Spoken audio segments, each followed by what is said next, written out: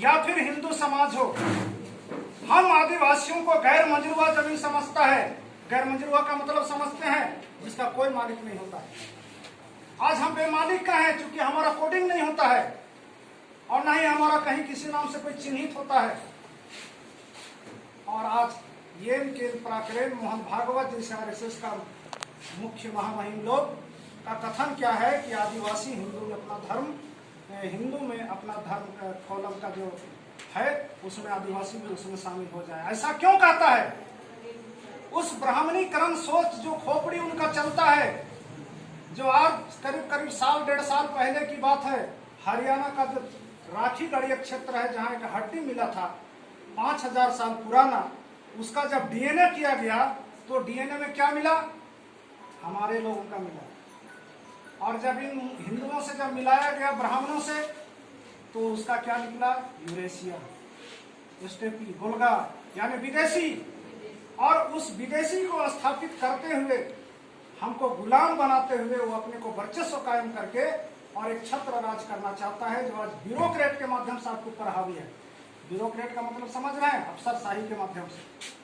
आज कोई भी डीसी का नाम सुन लीजिए ना तो क्या पता चलेगा? मिश्रा, दुबे, चौबे, उपाध्याय, बनर्जी, चटर्जी।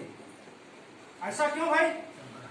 सारा ब्यूरोक्रेसी में बैठ करके आपको हाँक रहा है और आपका जमीन भी लूट रहा है, आपका संस्कृति को भी लूट रहा है, आपका भाषा को भी लूट रहा है, उसके मर्जी पर आपको जीना है। ये लोग इस तरह से एक षड्यंत्र के तहत आज आपका धर्म कॉलम को हटाया गया, जो कि 1871 से लेकर के 1951 तक विभिन्न नामों से चला आपका। एबोरिजिनल, प्रिमिटिव, ट्राइबल रिलीजन, और अंततः हमें कर दिया क्या? अनुसूचित जनजाति। बहुत सारे नेता लोगों के बाद हमने इस बात को रखा कि अनुसूचित जनजाति का क्लियर क्यों नहीं बताते हैं आप लोग, इसका मतलब क्या होता है? इस बात को जानना बहुत जरूरी है। अनुसूचित जनजाति का मतलब, ये परिभाषा उस समय में, अंग्रेजी समय में यूएन ट्राइबल कमिश्नर हुआ करता था, वो अपना परिभाषा दिया है। और आज भी अगर कॉलम नहीं मिल रहा है तो उसके पीछे कहीं ना कहीं ये हिंदू संस्कृति ही हमको रोक रही है। इस बात को हमारे बिरसा जी बहुत अच्छी तरह से जानते हैं। तो क्या परिभाषा दी थी, इस बात को समझ लीजिए, गांठ बांध लीजिएगा आप लोग। उसने कहा था कि अनुसूचित जनजाति उसको कहा जाता है नदी नालों को पूजने वाला, पहाड़ पर्वत को पूजने वाला, पूजा पद्धति में बलि और शराब देने वाला। वो करते हैं जो हिंदू धर्म के पूर्व हुआ करता था। इसके अंदर एक बहुत बड़ा कूटनीति रखा हुआ है, घुसा हुआ है कूटनीति। कौन सा कूटनीति है पता है?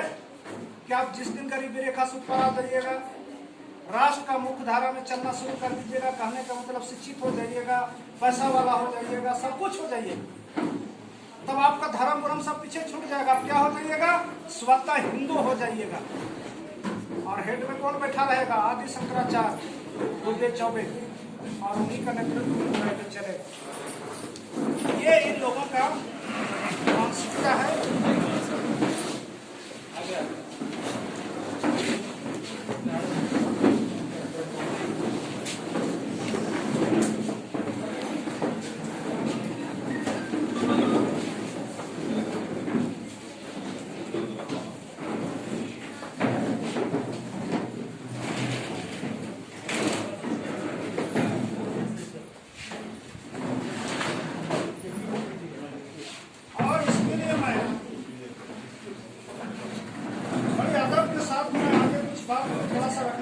समय तो मैं ले रहा हूँ, समझ आता हूँ कि आज उन लोगों ने हम लोगों को तोड़ने और बर्बाद करने के लिए 3 हथियार बनाया। और 3 हथियार में कौन कौन सा हथियार है? पहला हथियार इन लोगों ने बनाया सांस्कृतिक हमला। जितने सारे धर्म कर्म की बात हो रही थी उनमें से सारा चीज समावेश है। सांस्कृतिक हमला। दूसरा इन लोगों ने बनाया आर्थिक हमला। और तीसरा क्या बनाया? राजनीतिक हमला। अब उसको कैसे करना है, इसमें मैं थोड़ा समय ले रहा हूँ, बताता हूँ इसको। सांस्कृतिक हमला में क्या कहा कि आदिवासियों के अंदर जबरदस्ती हिंदू कल्चर को घुसेड़ो। और उसका तरीका क्या है? तरीका क्या है कि आदिवासी क्षेत्र में बहुत सारे जमीन होते हैं तो आदिवासियों के पास, और जमीन के अंदर जहां भी आप गैर मंदिर व आम खास देखो वहां पर 2-4 आदिवासी को खिला पिला कर अपने तरफ करो और उसको सबसे पहले वहां एक बजरंग बली का झंडा गाड़ो। 5 साल के बाद वहां एक चबूतरा बनाओ और 10वां साल आता है एक मंदिर खड़ा कर दो उन्हीं के माध्यम से। आज भी आदिवासियों से ही चंदा लेते हैं और मंदिर खड़ा करते हैं, जबकि आपका धर्म, आपका आस्था, आपका विश्वास साकार को नहीं मानता, निराकार को मानता है, जो प्रकृति से बड़ा साक्षात भगवान धरती में कहीं नहीं है। और ये प्रामाणिक तौर पर है।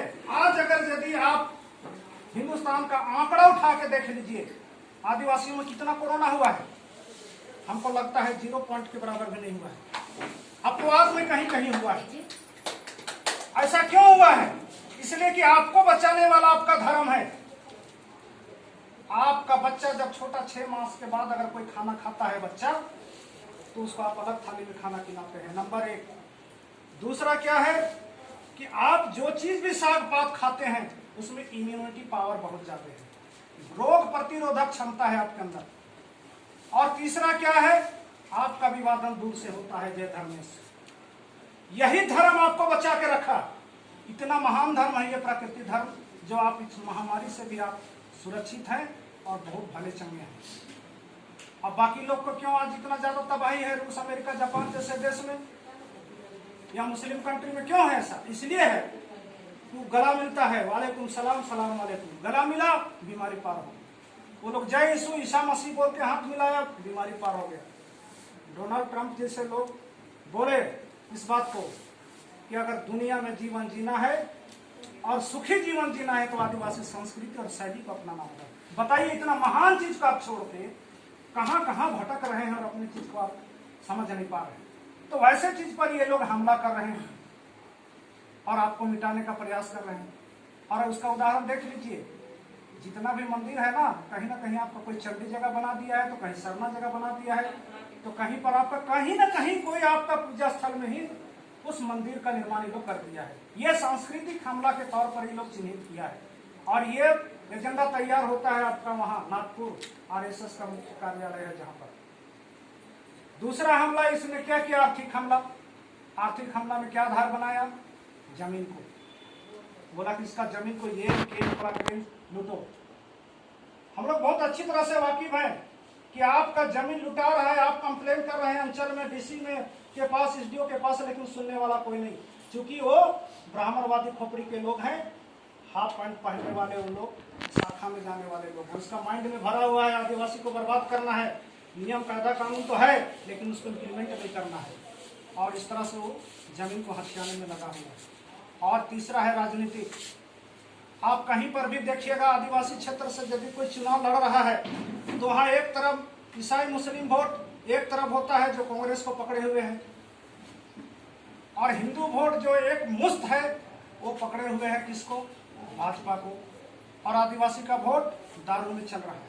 हम भी गए हैं, वहां कहा भी जाता है विधायक लोग को कि जो आदिवासी का 15,000 से 20,000 जहां पर जितना जरूरत है जीतने के लिए उतना वोट ले आएगा, उसी को टिकट मिलेगा। अब भला सोच लीजिए, वो विधायक आपके लिए काम करेगा क्या? और इसीलिए आदिवासी का काम नहीं होता है। कोई नेता नहीं करेगा काम, भुला जाइए। और समाज मजबूत रहेगा तो हम राज्य सरकार को क्या केंद्र सरकार को भी हिला सकते हैं। वो कैसे हिलाएंगे? हम एक उदाहरण देते हैं आप लोग को। मान लिया जाए हम भाजपा से चुनाव लड़ते हैं, 100 और आदिवासी में लड़ाई होगी। 100 कट्टर भाजपा है और हम कट्टर आदिवासी तो है, लेकिन हम भी भाजपा को देते हैं या अदरवाइज किसी और को भी देते हैं। जब आपस में लड़ाई हो गई तो विधायक नानी मर जाएगा, लेकिन वो जाकर के खड़ा नहीं होगा कि ये 100 गलती किया है, आदिवासी जायज में है, इसको न्याय मिलना चाहिए, ये बात कभी नहीं बोलेगा। और आज तक कोई नेता बोला है, लेकिन सामाजिक अगुवा रहेगा वहां खड़ा हो जाएगा, नहीं ये गलत हुआ है।